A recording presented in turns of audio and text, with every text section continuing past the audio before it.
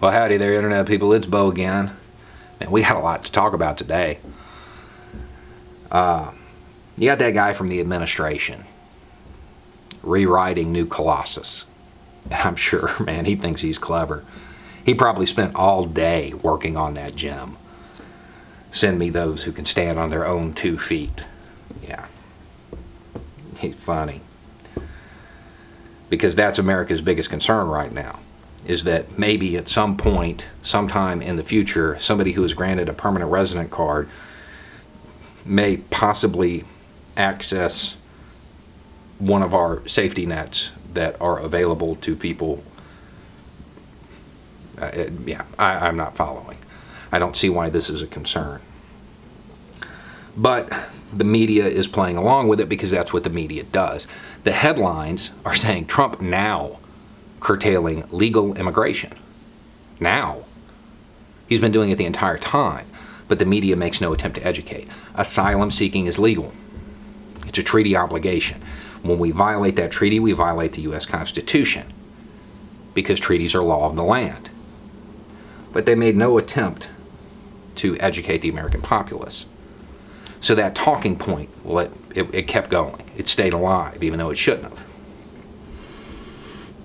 Trump isn't trying to curtail legal immigration. That's not what it's about. It's not about stopping people who are going to come.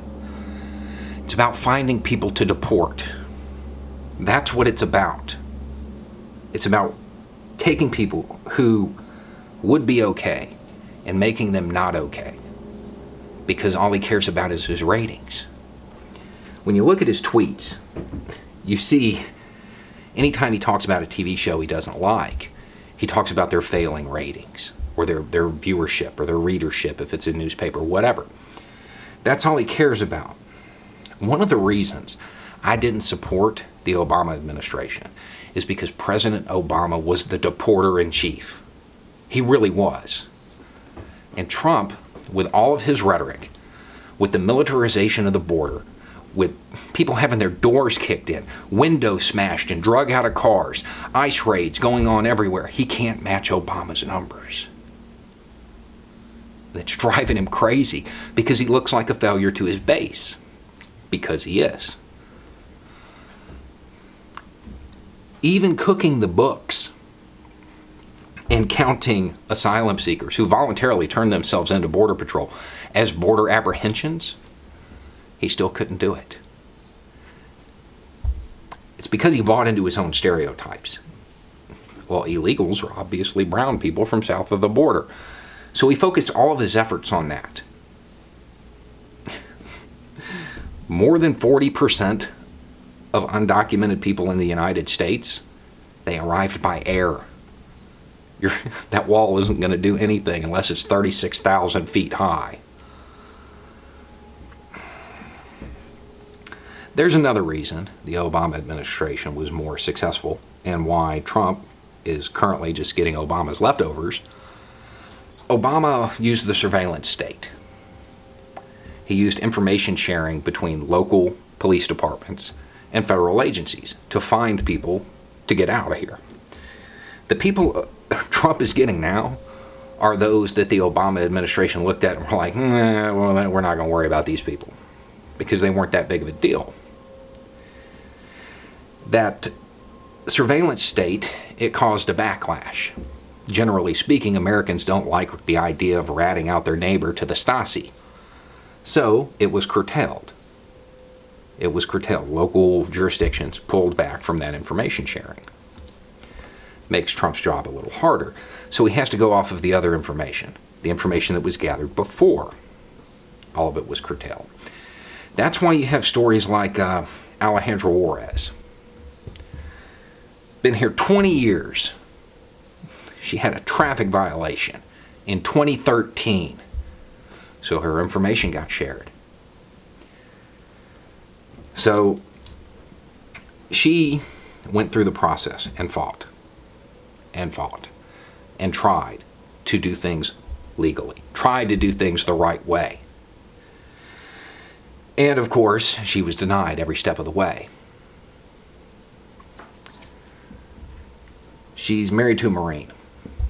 I think he's out now. But you know what? There's an article on CBS. I think I have it on my phone.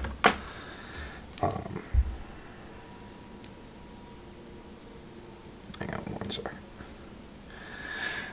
Alejandra ultimately decided to self-deport to Mexico rather than turn herself in to be detained and then deported. After 20 years in the United States, she no longer has family or friends in the country. So she chose Mérida, a city in the Yucatan where a small community of deported military spouses might help her.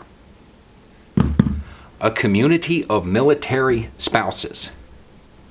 That's making America great again. A community of deported military spouses. Deporting the spouses of veterans. That's how we're going to make America great. Deporting those who kept the home fires burning while their spouse was off fighting a war. Getting rid of them. Those bad hombres. Ripping away the family structure of combat vets. Oh, I'm sure that's going to do wonders for the suicide rate.